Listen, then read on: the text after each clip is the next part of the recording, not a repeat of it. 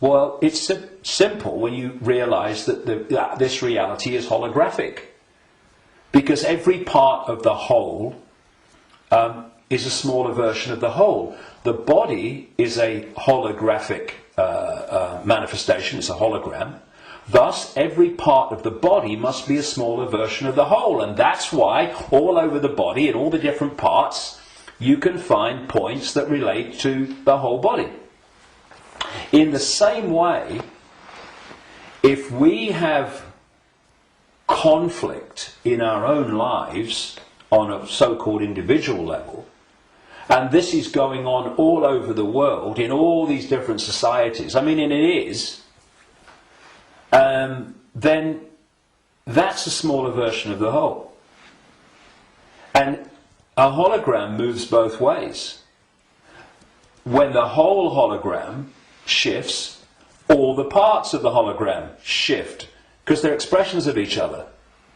You shift or affect the smaller part of the hologram, and in this case it's lots of people, billions of people with conflict in their lives and all that stuff, and that's going to impact on the hologram as a whole, i.e. human society. And you're going to have collective conflict. If we want to put the fire out of the whole, what we call human society and global experience, then we have to put the fire out in our own lives, because we are fueling the fire. We are creating the fire. This is why they want conflict and disruption at all levels of society, because they know that they're constantly impacting upon each other. We have conflict in our own lives. Collectively, we are manifesting collective conflict. You have collective conflict like bombing Libya and Iraq and what have you, and the global conflicts. Those collective conflicts then impact on the individual that reacts to them with a lot more emotional, based emotional response. So everything is connected to everything else. Everything's impacting on everything else. Now, those behind this manipulation of human society, they know that. And they have been playing humans like a violin for so long.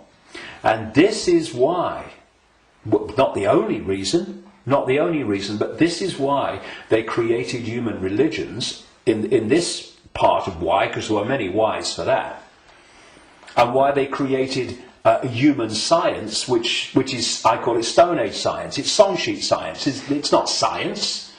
It's just a bogus explanation for reality, so we don't see the real one. This is why the nature of reality is hardly, if any time, discussed in schools or education in general. And you know, I travel around the world. I've been to 50-odd countries, many of them many times. I've seen the streams of television channels, not least places like America. You're going through the zapper button, and there's channels after channels after channels. I have never seen one that was asking the question with an open mind: who are we? Where are we? What is reality? Now that is ludicrous. I mean, we have a situation where probably the vast majority of people go through a lifetime, until they come to the end of their lives and they're thinking, you know, where do you go? Who don't even think about, who am I? You know, you say to them, who are you? Oh, I'm Charlie Jones. I drive a bus. And they'll tell you your family history, they'll tell you their life history and all that stuff. That's not them, that's their experience. And human self-identity identifies who we are, self, with our experience, with our name, with our job. Who are you? I'm a banker. No, that's your experience, it's not who you are. And so, when you lose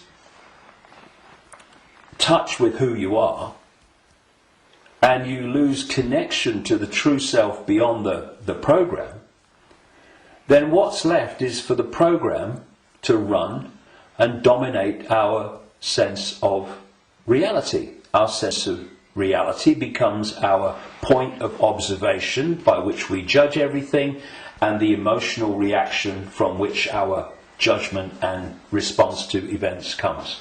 And it's a closed, ever repeating cycle.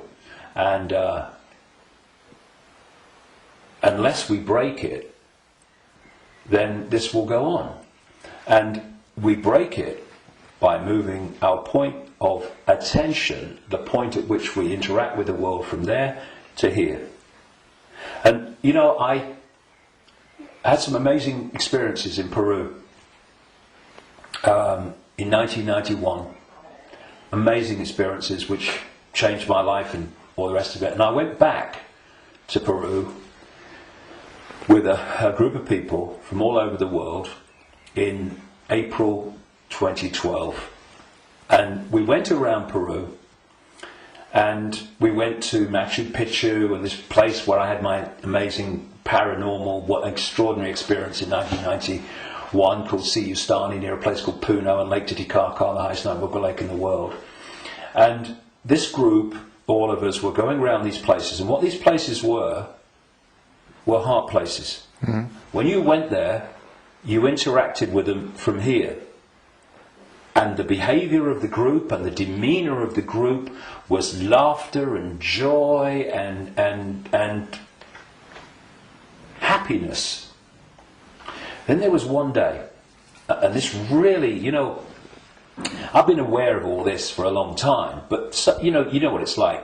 Sometimes you have an experience and it goes bang in your face.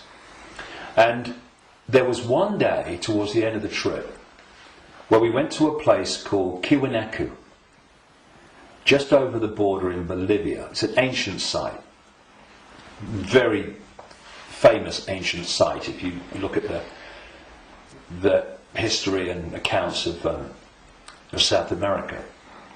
And if anyone thinks that human awareness, human emotion, human demeanour does not impact upon the energy field that we're all interacting with, they should cross the border between Peru and Bolivia at this place where we did. You walked across a bridge across a river, and one side was Peru and the other side was Bolivia. So once you crossed into Bolivia, woo, doom, you're right? Back.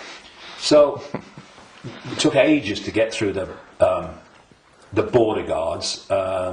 Just for a tourist group who's going to be in the country for about 3 hours. They'd all just come back from a hospital, apparently, where they'd had a sense of humour bypass. And we headed to this Tiwanaku, going through in a 40-minute drive through a police checkpoint and a military checkpoint. You know, I mean, if anyone says that he's predicting that Bolivia is going to be a police state, well, you're too late, mate. Anyway, we get there, and it was horrible, Tiwanaku. It was big time here, right? And I felt this in many places around the world, and they've all been connected to human sacrifice and rituals involving these entities operating in other levels of reality, but interacting with this one. This is what satanic rituals are. They're the interaction. This is why they do certain things and repeat them. They're creating an energetic environment which allows interaction and even the manifestation of these entities within the rituals. This is what sacrificing to the gods was all about in the ancient world. Because when you sacrifice someone, the people doing the sacrifice, they drink the blood and eat the flesh, which is what this whole Roman Catholic thing is really about. Drinking the blood of Jesus and eating the flesh, that's just a mild bloody cover for what goes on in the background. Right. But on the other levels of reality, while this is going on, these entities, perceived as the gods, are feeding off the terror of the victim. Right? This is sacrifice to the gods.